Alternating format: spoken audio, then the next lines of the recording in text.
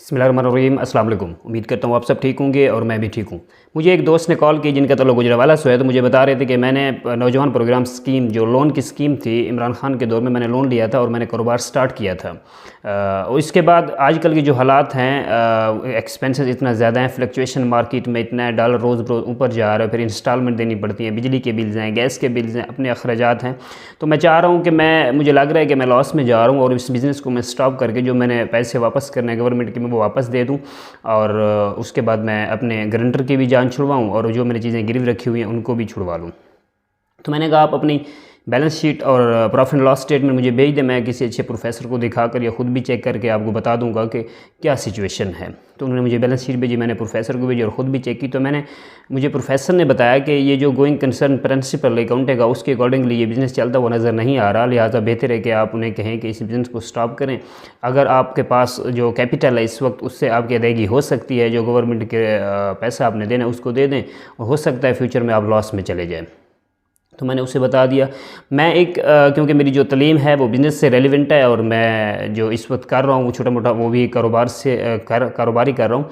तो मैंने अपने एक्सपीरियंस की बेस पर 4 साल का एक्सपीरियंस और 4 साल की तालीम को मिलाकर जब मेरा थोड़ा सा तजर्बा था, तो मैंने सोचा क्यों ना मैं अपना तजर्बा अपने दोस्तों से शेयर कर दूँ और उनको बता दूँ कि पाकिस्तान में कौन लोग कारोबार कर सकते हैं और किन किन लोगों का कारोबार जो है वो कामयाब हो जाता है और वो तरक्की कर जाते हैं, यानी कि कामयाबी की बुलंदियों पर पहुंच जाते हैं। हर आम आदमी का यानी कि काम नहीं है कारोबार करना। कुछ रूल्स हैं और कुछ टिप्स हैं जो मैं आप लोगों को देना चाह रहा था, तो मैं वही आपको दे रहा हूँ। सबसे नंबर 1 ये है कि आपके पास जो आपका वालिदैन या भाई या सिस्टर या उस साइड का अगर कोई अंकल वगैरह किसी अच्छे ओहदे पर पाकिस्तान के सरकारी मुलाजमत पर किसी अच्छे ओहदे पर है, तो बला खौफ व फ़िक्र आप कारोबार कर लें। आपके पास पैसा है नहीं है, कुछ भी टेंशन लेने की ज़रूरत नहीं है।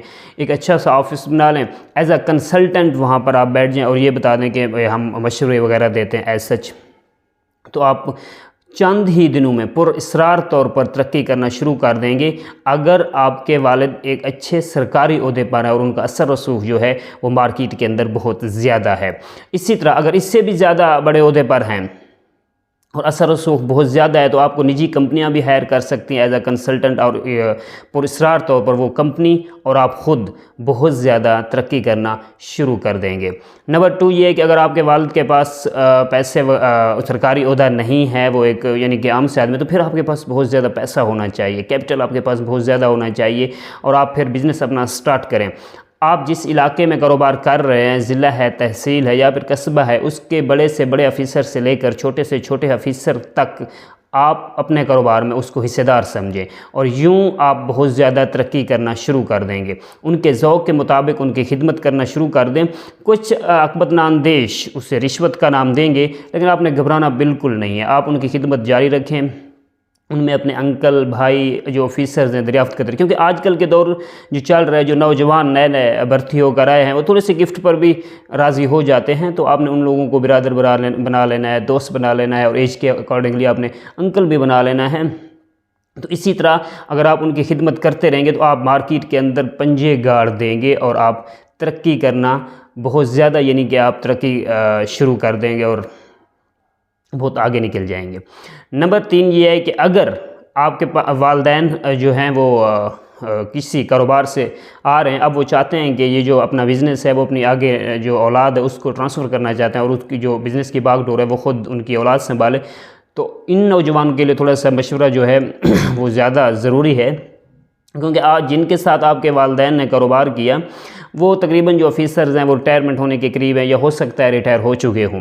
तो अब आपने मार्केट के अंदर ये ऑफिसर्स अपनी एज के अकॉर्डिंगली दोस्त भाई अंकल वगैरह दरियाफ्त करने हैं और उनकी खिदमत जारी रखनी है। आपने उनको बहुत ज़्यादा उनके ज़ौक़ के मुताबिक आपने खिदमत करनी है। अगर आपका किसी भी फील्ड से कारोबार है, अगर आप इन लोगों की खिदमत करते रहेंगे तो आपको बहुत बड़े बड़े ठेके मिलना शुरू हो जाएंगे। लेकिन याद रखना है, एक बात आपने अपने दिमाग से कभी भी नहीं निकालनी, आपके लोकल जो पॉलिटिकल लोग हैं उनकी भी इस कारोबार में शेयर लाजमी रखना है। अगर उनका शेयर आप लोगों ने ना रखा तो फिर कामयाब होना मुमकिन नहीं है। आपने अपने देखा होगा कि ऐसे ऐसे गरीब लोग بہت سے ہزاروں مثالیں ہمارے لوکل لیول پر بھی ہیں اور اوپر لیول پر بھی ہیں جنہوں نے ان پولیٹیکل لوگوں کا ساتھ دیا، ان کا اپنے کاروبار میں شیئر رکھا، آج وہ کروڑوں اور اربوں میں ہیں۔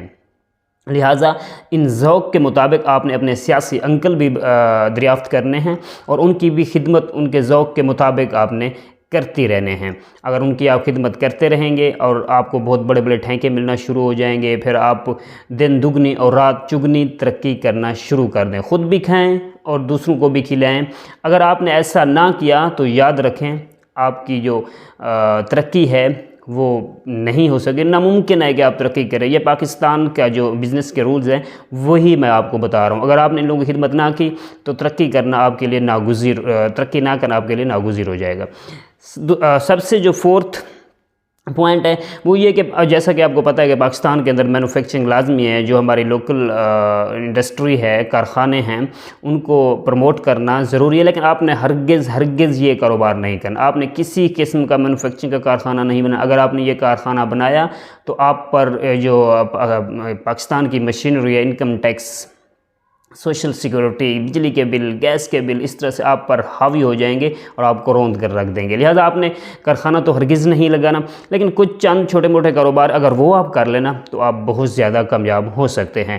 سب سے پہلے یعنی کہ آپ مثال لے لیں کہ شوگر انڈسٹری ہو گئی، کھاد کا کارخانہ ہو گیا، ٹیکسٹائل مل ہو گئی، یا پھر آئل ریفائنری ہوگی۔ اگر آپ یہ کر لیں تو آپ بہت زیادہ کامیاب ہو سکتے ہیں۔ اس کی وجہ ایک یہ ہے کہ یہ جو کاروبار ہے نا، اس کے اندر حکومت سبسیڈائز کرتی رہتی ہے، جو آپ کے ایکسپنسز ہیں یا پھر لاس ہیں وہ پاکستان کے غریب لوگوں کی جو انکم ٹیکس ہے ان کے ذریعے آپ کے جو لاس وغیرہ ہیں وہ پورے کر دیے جائیں گے۔ لیکن آپ کو بالکل ٹینشن لینے کی ضرورت نہیں، کیونکہ یہ ناممکن ہے کہ آپ کو اس کاروبار کے کہیں میں کبھی لاس ہوگا، کیونکہ یہ جو چند کاروبار میں نے آپ کو بتایا یہ زیادہ تر تو پولیٹیکل لوگوں کے ہیں، جو پولیٹیشین ہے پاکستان کے اندر، اگر یا تو پھر ان کے جو فرنٹ مین ہیں ان کے اندر یہ کاروبار اگر آپ کر لیں، کیونکہ اگر آپ IMF کی رپورٹ چیک کریں یا پھر ورلڈ بینک کی، وہ خود بتا رہا ہے کہ تقریباً 3000 ارب کے قریب پاکستان اینولی سبسیڈائز کرتا ہے ان چند جو کاروبار ہیں۔ دنیا میں ایسا کہیں بھی نہیں ہے لیکن پاکستان کے اندر ہے۔ سب سے آخری جو ٹپس ہے وہ میں یہ دینا چاہتا ہوں کہ اگر آپ کے پاس پیسہ بہت زیادہ ہے تو آپ سیاست میں آ جائیں، کیونکہ اس میں ریٹرن بہت زیادہ ہے۔ اگر آپ سیاست میں آ گئے تو آپ کو بہت زیادہ ریٹرن ملنا شروع ہو جائے گا۔ آپ یوں سمجھیں کہ اگر آپ 20% انویسٹمنٹ کرتے ہیں تو آپ 80% اس سے لے سکتے ہیں، لیکن آپ کے اندر جو ڈرامے بازی ہے وہ بہت زیادہ ہونی چاہیے۔ آپ کے اندر کارڈ جو عوام کا خدمت کا جذبہ ہے وہ بہت زیادہ ہونا چاہیے، پھر آپ عوام کے اندر اچھا ڈرامہ بھی کر سکیں۔ لیکن اگر کسی کو میری اس بزنس کی کہیں سے اعتراض ہے تو مجھے صرف پاکستان کے اندر ایک ہی بزنس پولیٹیکل یا پولیٹیشین بتا دیں جو فنانشلی کرائسس میں اندر ہو۔ ایسا ہرگز نہیں ہے۔ اگر آپ یہ کام کر لیں گے تو بہت زیادہ کامیاب ہو جائیں گے۔ اگر کسی میرے بھائی کو میری جو گرو آپ کو بتائیں، اگر کسی کو اعتراض ہے تو پھر آپ اس طرح کریں، جو اپنے قرض وغیرہ کسی سے لیا ہے خدا رہا اس کو واپس کر دیں، کاروبار کے اندر مت نہ، ورنہ آپ کامیاب نہیں ہوں گے۔ پھر چھوٹی موٹی کی نوکری ڈھونڈیں اور نوکری کر لیں۔ خدا حافظ۔